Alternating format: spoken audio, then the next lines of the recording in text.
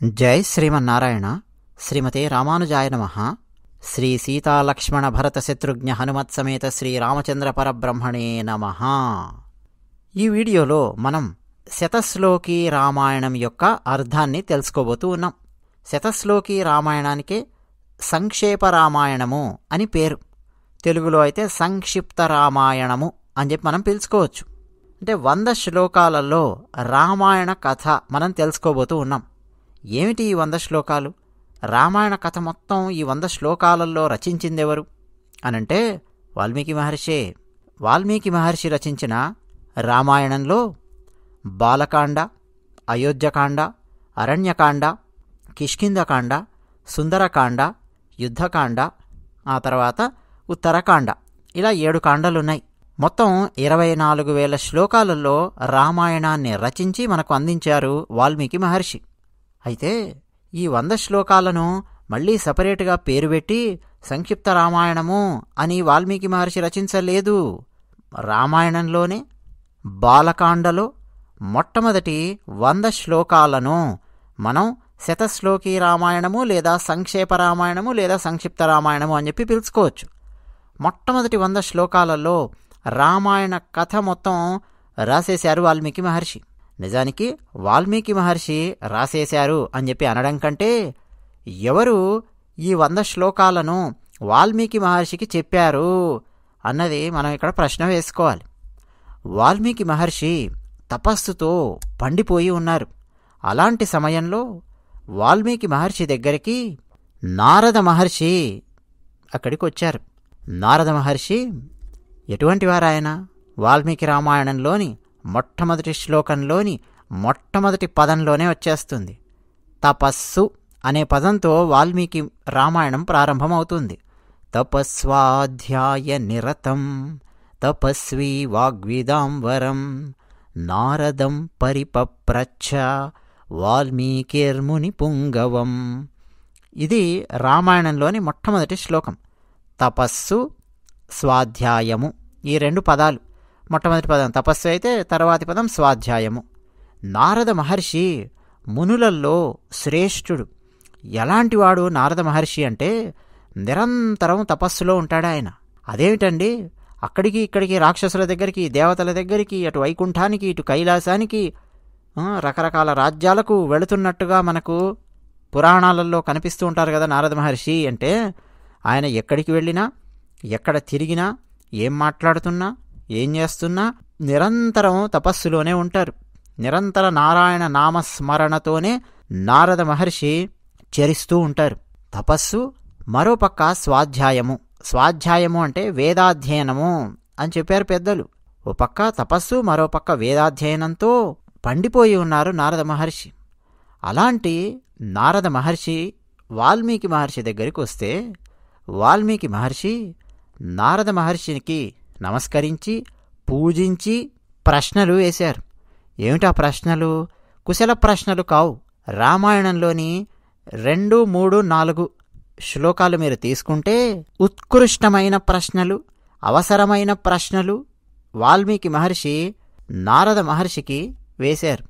ఏమిటి ఆ ప్రశ్నలంటే, అయ్యా నారద మహర్షి, ఈ లోకంలో, ఈ కాలంలో, ఇప్పుడు గుణవంతుడు ఎవ్వరు? వీర్యవంతుడు ఎవ్వరు? ధర్మజ్ఞుడు ఎవరు? కృతజ్ఞత ఉన్నవాడు ఎవరు? సత్యవాక్ పరిపాలన చేసేవారు ఎవరు? దృఢవ్రతుడు ఎవరు? అంతేకాదు చక్కటి చరిత్రతో కూడుకొని ఉన్నటువంటి వారు ఎవరు? అంటే మంచి చరిత్ర ఉండాలి. అంటే ఏమిటి? వాళ్ళ వంశం మొత్తం తీసుకొని చూసినా సరే అద్భుతమైన చరిత్ర ఉండాలి. అలాంటి వారు ఎవరైనా ఉన్నారా ఇప్పుడు? అన్ని భూతములయందు అంటే అన్ని ప్రాణులయందు హితాన్ని కోరుకునేవారు ఎవరు? విద్వాంసుడు ఎవరు? సమర్థుడు ఎవరు? ఏకప్రియదర్శనుడు అన్నారు ఎవరు? ఆత్మజ్ఞానం కలిగి ఉన్నటువంటి వాడు ఎవరు? జితక్రోధుడు ఎవరు? ద్యుతిమంతుడు ఎవరు? అసూయ లేనివాడు ఎవరు? యుద్ధంలో ఎవరికి కోపం వస్తే దేవతలు కూడా భయపడతారో అలాంటి మానవుడు ఎవ్వరు? ఇన్ని లక్షణాలు ఉన్నటువంటి మానవుడు ఎవరైనా ఉన్నారా? వినాలి అని నేను చాలా ఆసక్తిగా ఉన్నాను, కుతూహలంగా ఉంది. మహర్షి, ఇలాంటి గుణాలు కలిగి ఉన్నటువంటి పురుషుని గురించి, నరుని గురించి తెలుసుకోవాలి అని చాలా ఆసక్తితో ఉన్నాను. నాకు సమాధానం చెప్పగలిగే సమర్థత ఉన్నవాడివి నువ్వే నారద మహర్షి, దయ ఉంచి నాకు సమాధానం ఇవ్వు అని వాల్మీకి మహర్షి నారద మహర్షిని ప్రశ్నించారు. వెంటనే నారద మహర్షి సంతోషించి, సరే విను అని చెప్పి, నీ చేత కీర్తింపబడిన ఈ గుణాలన్నీ ఉన్నాయే ఇప్పటిదాకా అడిగావు. సత్యం పలికేవాడెవ్వరు, ధైర్యమున్నవాడెవ్వరు, వీర్యమున్నటువంటి వాడెవ్వరు, వీరత్వం ఉన్నవాడెవరు, దృఢవ్రతుడెవరు, మంచి చరిత్ర ఉన్నవాడెవరు, సమర్థుడెవరు, అన్ని భూతాలయందు హితుడెవ్వరు, ఇలా నువ్వు వరుసగా ప్రశ్నలేసుకుంటూ వెళ్ళావు కదా. చెప్తున్నాను విను. అసలు ఇలాంటి లక్షణాలు, అనేకమైనటువంటి మంచి లక్షణాలు, మంచి గుణాలు ఒకే దగ్గర ఒకే వ్యక్తిలో ఉండడం అన్నది దుర్లభం. కానీ అలాంటి ఒక వ్యక్తి ఉన్నారు. ఎవరో తెలుసా? ఇక్ష్వాకు వంశాన జన్మించినవాడు, ప్రజలందరి చేత కీర్తింపబడేవాడు, రాముడు అనే పేరుతో ప్రఖ్యాతి వహించిన ఒక పురుషుడున్నాడు.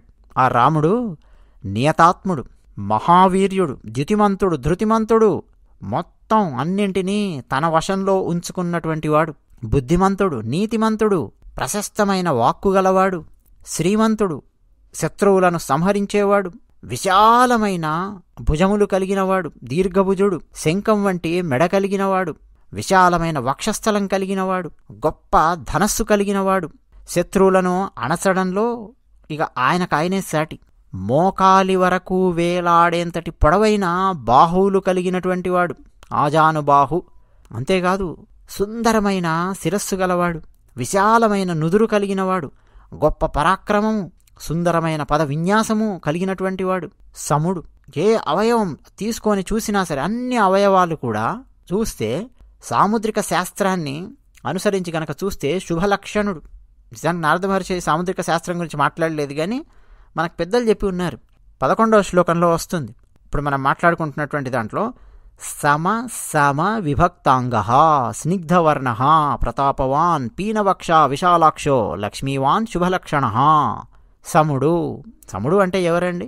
అంటే మరీ ఎక్కువ పొడువుగా ఉండకుండా, పొట్టిగా ఉండకుండా, మధ్యస్థంగా ఉండేవాడు. అలాంటి వారిని సమహ అని చెప్పి ప్రయోగిస్తారు అని చెప్పి పెద్దలు అంటారు. షణ్ణవత్యంగుళోత్సేద సార్వభౌమో భవే నృప. 96 అంగుళాల ఎత్తు ఉన్నవాడిని సార్వభౌముడు అని చెప్పి పిలుస్తారు సాముద్రిక శాస్త్రంలో. అలాగే సమవిభక్తాంగ అని చెప్పి అన్నారు. అంటే ఇక సాముద్రిక శాస్త్రాన్ని చూస్తే అసలు ఇలా ఉంటాడా, ఒక పురుషుడు అంటే ఇలా ఉంటాడా చూస్తే అని చెప్పి అనిపిస్తుంది. అలా ఉంటాడు. అంతేకాదు లక్ష్మీవాన్ అంటే లక్ష్మీదేవితో కూడుకొని ఉండేవాడు అని చెప్పి పెద్దలు కొందరు వ్యాఖ్యానించి ఉన్నారు. అంటే ఆయన నుంచి లక్ష్మిని విడదీయడం అనేది సాధ్యం కాదు. అలా ఉంటాడు. శుభలక్షణ, మంచి లక్షణాలతో ఉంటాడు. ఇలాంటి వాడు నాడయ్యా రాముడు అని. ఎలాంటివాడు? ధర్మజ్ఞ సత్యసంధశ్చ ప్రజానాంచ హితే రతః యశస్వి జ్ఞాన సంపన్న శుచిర్వశ సమాధిమాన్. ధర్మజ్ఞుడు, సత్యసంధుడు, ప్రజలకు మేలు చేయాలి అన్న ఆలోచననే నిరంతరం ఉంటుంది. ప్రజలకు ఎలా మేలు చేయాలి అన్న విషయంలోనే ఆయనకు ఆసక్తి. ప్రజాహితాన్ని కోరుకుంటాడు. యశస్వి, జ్ఞాన సంపన్నుడు, పరిశుద్ధుడు, పెద్దవాళ్లకు లొంగి ఉంటాడు, సమాధి గలవాడు అన్నారు. ఇదంతా కూడా అండి నారద మహర్షి వాల్మీకి మహర్షికి వివరిస్తూ ఉన్నారు. వాల్మీకి మహర్షి ప్రశాంతంగా వింటూ ఉన్నారు. అంతేకాదు ఎలాంటి వాడో తెలుసా? ప్రజాపతి శ్రీమాన్, బ్రహ్మతో సమానమైనవాడు, శ్రీమంతుడు, ధాత అంటే పోషకుడు అని చెప్పి అర్థం. శత్రువులను నిరసించేవాడు, శత్రువులను భేదించేవాడు, మొత్తం జీవ సమూహాన్ని రక్షించేవాడు, ధర్మాన్ని పరిరక్షించేవాడు, తన ధర్మాన్ని రక్షిస్తూ తన జనులను రక్షిస్తూ వేదాల యొక్క వేదాంగాల యొక్క తత్వాన్ని తెలిసినటువంటి వాడు. అంతేకాదు ధనుర్వేదము అంటే ప్రత్యేకమైన శ్రద్ధ ఆయనకు. రక్షిత స్వస్య ధర్మస్య స్వజనస్య చ రక్షిత వేద వేదాంగ తత్వజ్ఞో ధనుర్వేదే చ నిష్ఠితః. అంటే రక్షిత స్వస్య ధర్మస్య అంటే తన యొక్క శరణాగత రక్షణ ఆ రూపంతో నిరంతరం భాసిల్లుతూ ఉంటాడు. వేదాల యొక్క అర్థము, వేదాంగాల యొక్క అర్థము తత్వార్థములు అవన్నీ లోతుగా తెలిసినటువంటి వేదాంగ తత్వజ్ఞుడు అయినా సరే ధనుర్వేదేచ నిష్ఠిత. ధనుర్వేదము అంటే ఏం లేదండి, ధనస్సు పట్టుకోవడము, ఎలా పట్టుకోవాలి, ఎలా నారి బిగించాలి, బాణాన్ని ఎలా సంధించాలి, ఎలా ఎక్కుబెట్టాలి, ఎలా ప్రయోగించాలి, దివ్యమైన అస్త్రాలను ఎలా ప్రయోగించాలి, ప్రతి అస్త్రాన్ని ప్రయోగించడమే కాదు ఉపసంహారం తెలియాలి, ఉపసంహారము తెలుసు, ఎంతమంది వచ్చినప్పుడు ఏ విధంగా యుద్ధం చేయాలి, ఇవన్నీ తెలిసినటువంటి వాడు రాముడు. అంతేకాదు సకల శాస్త్రాల యొక్క అర్థాలు, వాటిలో ఉండే తత్వము, నిగూఢమైన అర్థాలు అన్నీ తెలుసు ఆయనకు. అంతేకాదు ఆ తెలుసుకున్న విషయాలు మర్చిపోడు, ప్రతి విషయం కూడా ఆయనకు గుర్తుంటుంది. సద్యస్ఫురణ ఉన్నటువంటి ప్రతిభావంతుడు, లోకాలన్నింటికీ ప్రియమైనవాడు, సత్పురుషుడు, సాధువు. అంతేకాదు దైన్యము లేనివాడు, విచక్షణుడు. నదులన్నీ వెళ్ళి సముద్రంలో ఎలాగైతే కలిసిపోతూ ఉంటాయో అలా ప్రతి సత్పురుషులు ఈయన దగ్గరకు వస్తూ ఉంటారు, ఈయన దగ్గరకు వచ్చి ఈయనను సేవిస్తూ ఉంటారు. అలాంటి మహనీయుడు. అంతేకాదు సదైక ప్రియదర్శన, అసలు చూడగానే మనకు ప్రీతి కలుగుతుంది, చూడగానే మనకు సంతోషం కలుగుతుంది. అలాంటి మహనీయుడు. సకల గుణ సంపన్నుడు. కౌసల్య, ఆమె ఆనందాన్ని పెంపొందించేవాడు శ్రీరాముడు. కౌసల్య కుమారుడు శ్రీరాముడు. గాంభీర్యంలో సముద్రంలా ఉంటాడు, ధైర్యంలో హిమవత్ పర్వతంలా అంటే హిమాలయంలా ఉంటాడు. విష్ణునా సదృశో వీర్యే, వీరత్వంలో విష్ణువుతో సమానుడు. చంద్రునిలాగా ప్రియదర్శనుడు అంటే ఆహ్లాదాన్ని కలిగిస్తాడు. క్రోధంలో ప్రళయ కాలాగ్ని లాంటివాడు. క్షమాగుణంలో భూమితో సరి సమానుడు. త్యాగం చేయడంలో కుబేరునితో సమానుడు. సత్యములో ధర్మదేవత లాంటివాడు రాముడు. ఇలాంటి సకల కళ్యాణ గుణాలతో సంపన్నమై సమృద్ధిగా ఉన్నాడు. ఇలాంటి గుణాలతో సమృద్ధిగా ఉన్నాడు. అంతేకాదు మొక్కవోని పరాక్రమం కలిగినటువంటి వాడు. ఈ శ్రేష్టమైన గుణాలన్నింటితో కూడుకొని ఉన్నవాడు. ఈయన దశరథ మహారాజు గారి కుమారుడు. ఆయన పేరే రాముడు. దశరథ మహారాజు గారు తన కుమారుడైన రామునికి పట్టాభిషేకం చేయాలి అని అనుకున్నారు. పట్టాభిషేకానికి సంబంధించిన ఆ సామాగ్రి అవన్నీ కూడా తెప్పించారు, ఇక సిద్ధమవుతూ ఉన్నారు. అలాంటి సమయంలో కైకేయికి ఈ విషయం తెలిసింది. దృష్ట్వా భార్యాథ కైకేయి, తస్యాభిషేక సంభారాన్ దృష్ట్వా భార్యాథ కైకేయి. నిజానికండి నారద మహర్షి వాల్మీకి మహర్షికి చెప్పినటువంటి దాంట్లో మందరకు సంబంధించి ఉండదు. ఎందుకంటే 100 శ్లోకాలలోనే రామాయణం మొత్తం వచ్చేయాలి, రామతత్వం వచ్చేయాలి, అందులో ఉన్న కీలకమైనటువంటి విషయాలన్నీ వచ్చేయాలి. ఆ తర్వాత వాల్మీకి మహర్షి ఎలా రాశారు, ఏం చేశారనే తర్వాత విషయం. సరేనండి. నారద మహర్షి ఇంకా కొనసాగిస్తూ, కైకేయి దశరథ మహారాజు భార్య, ఆమె చూసి పూర్వం దత్త వరాదేవి వరమేన మయాచత, ఏమడిగింది, అంతకుముందు ఎప్పుడో పూర్వం నాకు వరాలిచ్చావు ఓ దశరథ మహారాజా, ఆ వరాలు ఇప్పుడు అడుగుతూ ఉన్నాను. ఒక వరం ఏమిటి అంటే రాముడిని అరణ్యవాసానికి పంపు, అడవికి పంపించు. 2వ వరం, నా కుమారుడైన భరతునికి పట్టాభిషేకం చెయ్యి. ఈ నా 2 వరాలు నేను ఇప్పుడు అడుగుతూ ఉన్నాను, పాటించు, ఈ వరాలు నాకు ఇవ్వు అని కైకేయి అడిగింది. వెంటనే సత్యవచనాద్ రాజా ధర్మపాశేన సంయతః. ఎలాంటివాడు దశరథ మహారాజు అంటే ధర్మపాశము, ఒక తాడు, ధర్మం అనేది ఒక తాడు గనకైతే ఆ తాడుతో కట్టబడినటువంటి వాడు. ధర్మమే ఆయనను గట్టిగా కట్టేసి ఉంచుతోంది. సింహాసనానికంటారా, వంశానికంటారా, వంశ ప్రతిష్టకంటారా, గట్టిగా కట్టేసి ఉంచుతోంది. దాన్ని ఆయన వదిలించుకోలేడు ధర్మాన్ని. అప్పుడెప్పుడో 2 వరాలు ఇస్తానన్నాను, ఇచ్చాను, ఇప్పుడు అడుగుతోంది, ఇక పాటించాల్సిందే. సత్యవచనుడు మహారాజు. అందుకని తన ప్రియ పుత్రుడైన రాముడిని అరణ్యానికి పంపించడానికి సమ్మతించాడు. పితుర్వచన నిర్దేశాత్, తండ్రి మాట దాన్నే ఒక ఆదేశంలాగా స్వీకరించి ప్రతిజ్ఞామనుపాలయం. ఆయన అంటే తండ్రి, నాయన అరణ్యానికి వెళ్ళు అనగానే సరే అని తండ్రి మాటను గౌరవించి పితృవాక్యాన్నే ఆజ్ఞగా స్వీకరించి కైకేయికి ఆనందం కలిగించడానికి, ఒక రకంగా చెప్పాలంటే రామచంద్రుడు అడవికి వెళ్ళాడు. అయితే అడవికి ఎలా వెళ్ళాడు?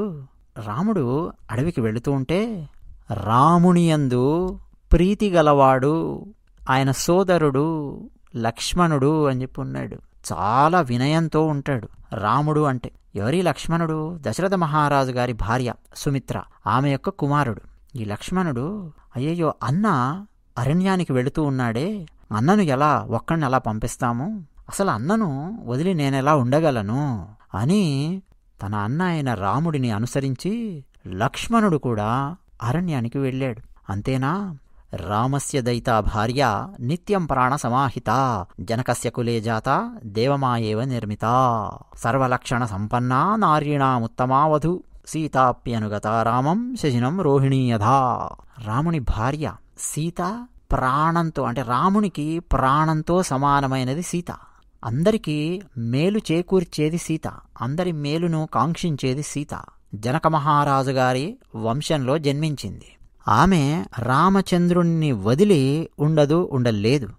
రోహిణీ నక్షత్రము అని చెప్పి అంటాం. రోహిణి చంద్రుణ్ణి విడవకుండా, చంద్రుణ్ణి అనుసరించి ఎలాగైతే ఉంటుందో రోహిణి, అలాగే సీత రాముణ్ణి వదలలేక ఆయనను అనుసరించి ఆమె కూడా అరణ్యానికి వెళ్ళింది. అయితే అయోధ్య పౌరులు, తండ్రి దశరథ మహారాజు గారు కాస్త దూరం అలా వచ్చి రాముణ్ణి చూస్తూనే ఉన్నారు. పురజనులు, తండ్రి దశరథుడు కూడా కొంత దూరం అనుసరించారు రాముణ్ణి, ఆగిపోయారు ఒక చోట. ఆ తర్వాత శృంగిబేరపురము అని ఒక పక్కణం ఉన్నది. పక్కణము అంటే ఏం లేదండి, అంటే వింటున్న వాళ్ళ కోసం, అందరి కోసం చెప్తూ ఉన్నాను. పక్కణము అంటే అడవిలో ఉన్నటువంటి గ్రామము అనుకోవచ్చు, లేదా అడవిని ఆనుకొని ఉన్నటువంటి గ్రామము అని చెప్పి కూడా అర్థం చేసుకోవచ్చు. చుట్టూ మొత్తం అడవి ఉంటుంది, మధ్యలో గ్రామం ఉంటుంది. లేదు అడవుల్లోనే పెద్ద గ్రామం ఒకటి ఉందనుకోండి, దాని పక్కణము అని చెప్పి పిలుస్తారు. శృంగిబేరపురము. నిషాదులు ఉంటారు. ఆ నిషాదుల ప్రభువు గుహుడు అని ఉన్నాడు. ఆయన ధర్మాత్ముడైన శ్రీరాముడిని, లక్ష్మణుడిని, సీతను తీసుకెళ్ళి వీరందరికీ ఆతిథ్యాన్నిచ్చాడు. ఆ తర్వాత గంగా తీరాన్ని దాటించాడు గుహుడు. ఆ తర్వాత వనాలలో తిరుగుతూ భరద్వాజముని యొక్క ఆశ్రమం దగ్గరికి వెళ్ళారు. భరద్వాజ మహర్షి యొక్క ఆజ్ఞను అనుసరించి చిత్రకూట పర్వతం దగ్గరికి వెళ్ళారు. చిత్రకూట పర్వతం మీద ఒక సుందరమైన ఆశ్రమాన్ని నిర్మించుకొని దేవ గంధర్వులతో సమానులైనటువంటి ఆ ముగ్గురు ఆ వనంలో అక్కడున్నారు. ఆనందంగా విహరిస్తూ ఉన్నారు, ప్రశాంతంగా ఉన్నారు. రాముడు చిత్రకూటం చేరాడు కదా, అప్పుడు దశరథ మహారాజు పుత్ర శోకంతో బాధపడి కుమారుని కోసం విలపించి ప్రాణాలు వదిలేశాడు. రాజా దశరథ స్వర్గం జగామ విలపన్సుతం అన్నారు నారద మహర్షి. దశరథ మహారాజు స్వర్గానికి వెళ్ళిపోయాడు. అంటే ఏంటి, ప్రాణాలను వదిలేశాడు. మహారాజు చనిపోయిన తర్వాత మహాసమర్థుడు, మహాబలుడు అయినటువంటి భరతుడు, వశిష్ఠుడు మొదలైన అయోధ్యలోని పురోహితులు, బ్రాహ్మణులు వాళ్ళందరినీ తీసుకుని పదండి అడవికి అన్నాడు. అడవికి ఎందుకు నాయనా, రాజ్యం పాలించు అని చెప్పి వాళ్ళంటే రాజ్యాన్ని పాలించడానికి భరతుడు ఒప్పుకోలేదు. భరతుడు పూజ్యుడైన రాముడిని ఒక్కసారి కలిసి రామానుగ్రహం పొందాలి అని, తిరిగి రామునికి ఈ అయోధ్యను అప్పగించాలి అని మంచి సంకల్పంతో భరతుడు పెద్దలను, పురోహితులను, వశిష్ఠుడిని వీళ్ళందరినీ తీసుకుని అరణ్యానికి బయలుదేరాడు. ఎంత చెప్పినా సరే వినలేదు. పక్కనున్న వాళ్ళు అందరూ చెప్పారు. సరే, ఇప్పుడు భరతుడు రాముని దగ్గరికి వెళ్ళి, రామా వెనక్కొచ్చి తిరిగి అయోధ్యను పరిపాలించు అని చెప్పాడు. కానీ రాముడు ఊరుకోలేదు. నువ్వే రాజువు, వెళ్ళి పరిపాలించు అని రాముడు అన్నాడు. లేదు రామా, నువ్వు రాజువు, ధర్మం తెలిసినవాడివి, సత్యం తప్పనివాడివి, మహావీరునివి, అసలు ఆ రాజ్యాన్ని పరిపాలించగలిగే సామర్థ్యం మొత్తం ఉన్నది నీకే, అసలు ఆ రాజ్యం నీదే, నువ్వే వచ్చి పాలించు అని భరతుడు అన్నాడు. కానీ రాముడు పితృవాక్య పరిపాలన అలాగే స్థిరంగా దాని మీద నిలబడి అయోధ్యకు వెళ్ళలేదు. అయితే భరతుడు సరే శ్రీరామచంద్రుణ్ణి రాజ్యం చేయడానికి రమ్మన్నా రావడం లేదు కాబట్టి ఆయన పాదుకలనైనా సరే న్యాసముగా అడిగాడు. అంటే ఆయన ప్రతినిధిగా, రామ పాదుకలను అడిగాడు భరతుడు. రాముడు అనుగ్రహిస్తే ఆ పాదుకలను తీసుకొని భరతుడు వెనక్కొచ్చాడు. వచ్చి అయోధ్య లోపలికి భరతుడు వెళ్ళలేదు. అయోధ్య ఆవల నంది గ్రామము అనొక ప్రాంతం ఉంది. అక్కడ రామ పాదుకలను అక్కడ పెట్టి వాటిని పూజించి వాటికి సేవ చేస్తూ రాముని యొక్క ప్రతినిధిగా నందిగ్రామంలో ఉండి రాజ్యాన్ని పరిపాలించడం మొదలుపెట్టాడు భరతుడు.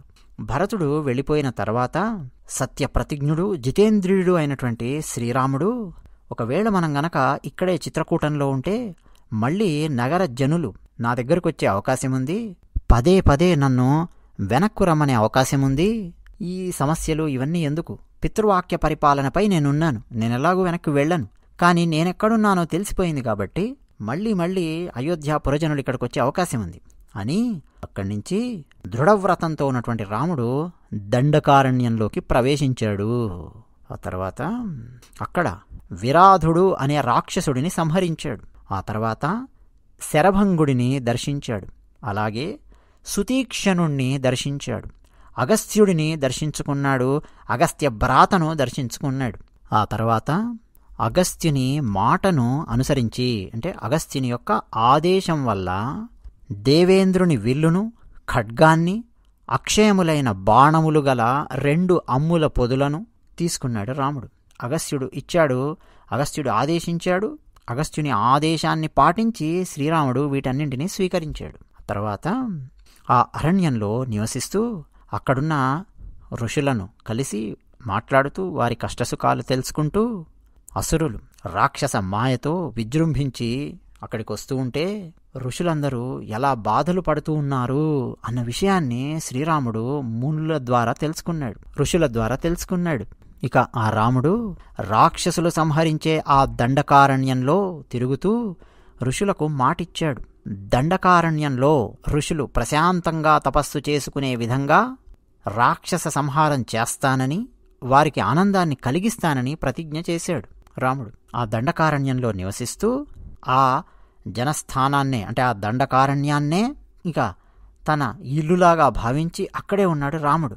అక్కడికొచ్చింది కామరూపిణి అయినటువంటి శూర్పణఖ.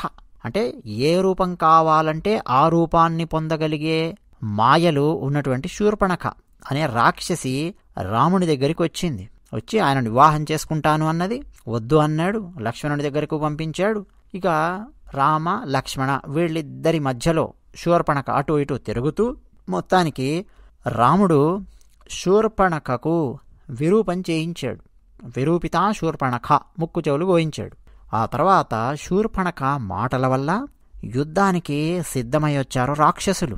ఖరుడు, త్రిశిరసుడు, దూషణుడు, ఇట్లా రకరకాల రాక్షసులున్నారు.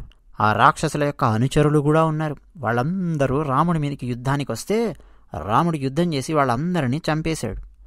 వనే తస్మిన్ నివసతా జనస్థాన నివాసినాం రాక్షసాం నిహతా న్యాసన్ సహస్రాణి చతుర్దశ అంటే 14,000 మంది రాక్షసులను ఆ దండకారణ్యంలో శ్రీరాముడు సంహరించాడు. ఆ తర్వాత ఈ సంఘటన మొత్తం తెలుసుకున్న రావణాసురుడు క్రోధంతో సీతను అపహరించడానికి మారీచుడు అనే రాక్షసుని సహాయాన్ని అర్థించాడు. ఆ రావణాసురుడు మారీచుడిని అడగగానే మారీచుడు చెప్పాడు, రావణ, నీకు ఆ మహాపరాక్రమవంతుడు బలవంతుడు అయినటువంటి రామునితో విరోధం వద్దు అని రకరకాలుగా చెప్పాడు. ఎన్ని రకాలుగా చెప్పినా సరే రావణాసురుడు వినలేదు. రావణాసురుని తల మీద మృత్యువు నాట్యం చేస్తూ ఉంటే ఎలా వింటాడు? అందుకని మారీచుణ్ణి ఇక బలవంత పెట్టాడు. ఒకవేళ మారీచుడు కనుక సహాయం చేయకపోతే మారీచుణ్ణి సంహరిస్తానన్నాడు. సరే అని ఇక మారీచుడు ఒప్పుకున్నాడు. మొత్తానికి రావణాసురుడు మారీచుడు దండకారణ్యానికి వచ్చారు. శ్రీరాముని ఆశ్రమం ఎక్కడుందో చూశారు. ఇక మారీచుడు ఒక బంగారు జింకగా మారాడు. ఇక రాజకుమారులైనటువంటి రామ లక్ష్మణులను దూరంగా తీసుకెళ్లాడు మాయావి అయిన మారీచుడు. రావణాసురుడు సీతను అపహరించాడు. మధ్యలో జటాయువు అనే గద్దను సంహరించాడు. అంటే దాదాపుగా చనిపోయే పరిస్థితుల లోపలికి వచ్చింది జటాయువు. అలాంటి స్థితిలో ఉన్నప్పుడు శ్రీరాముడు వచ్చి చూశాడు. ఓ పక్క భార్య అపహరించబడింది అన్న విషయం తెలుసుకున్నాడు. మరోపక్క జటాయువు యొక్క పరిస్థితి చూశాడు.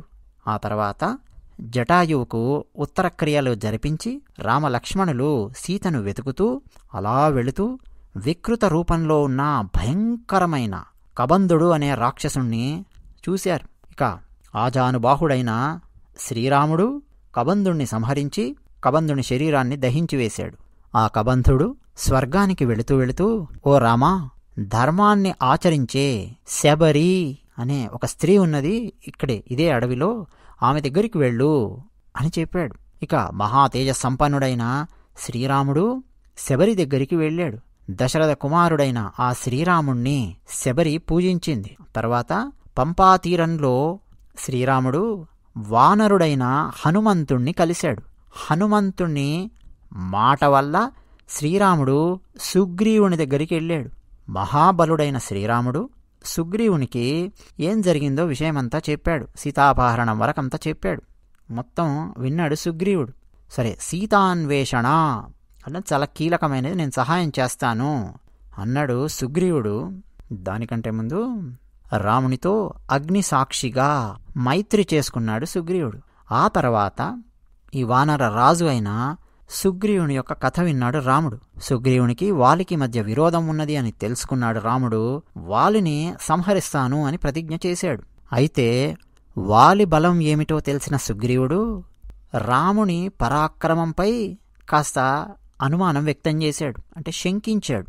వెంటనే రాముడు సుగ్రీవునికి విశ్వాసం కలిగించడం కోసం పెద్ద పర్వతంతో సమానమైన దుందుభి అనే రాక్షసుని యొక్క అస్థిపంజరం అక్కడ పడి ఉంటే దాన్ని రాముడు తన కాలి బొటన వ్రేలితో ఎత్తి 10 యోజనాలకు తక్కువ కాకుండా దూరం విసిరేశాడు కాలి బొటన వేలితో.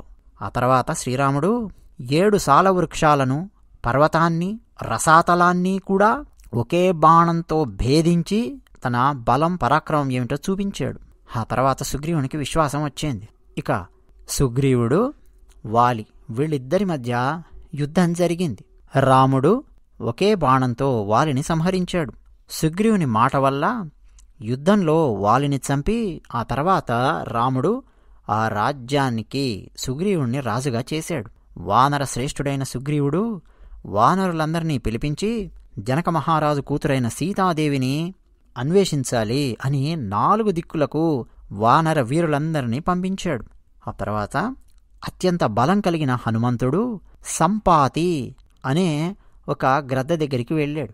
ఆ సంపాతి చెప్పిన మాట వల్ల 100 యోజనాల విస్తారంగా ఉన్నటువంటి సముద్రాన్ని లంఘించాడు హనుమంతుడు. రావణాసురుని చేత పరిపాలించబడుతున్న లంకా పట్టణానికి వెళ్ళి అక్కడ అశోకవనంలో రాముణ్ణే ధ్యానిస్తూ ఉన్న సీతమ్మను దర్శించాడు. ఆ తర్వాత హనుమంతుడు రాముడిచ్చిన అంగుళీయకాన్ని, ఉంగరాన్ని సీతమ్మ వారికి సమర్పించి రాముడి పరిస్థితి ప్రస్తుతం ఏమిటో ఆ వృత్తాంతమంతా తెలిపి సీతాదేవిని ఓదార్చి అశోకవనాన్ని మొత్తం ధ్వంసం చేశాడు. 5 సేనా నాయకులను చంపి 7 మంత్రి కుమారులను సంహరించి శూరుడైన అక్షకుమారుణ్ణి సంహరించి చివరకు బ్రహ్మాస్త్రానికి కట్టుబడ్డాడు. మహాపరాక్రమం కలిగినటువంటి హనుమంతుడు ఆయన బ్రహ్మాస్త్రానికి కట్టుపడగానే వెంటనే రాక్షసులు తాళ్లతో హనుమంతుణ్ణి బంధించి రావణాసుని దగ్గరికి తీసుకొని వెళ్ళారు. ఆ తర్వాత హనుమంతుని తోకకు నిప్పు పెట్టారు.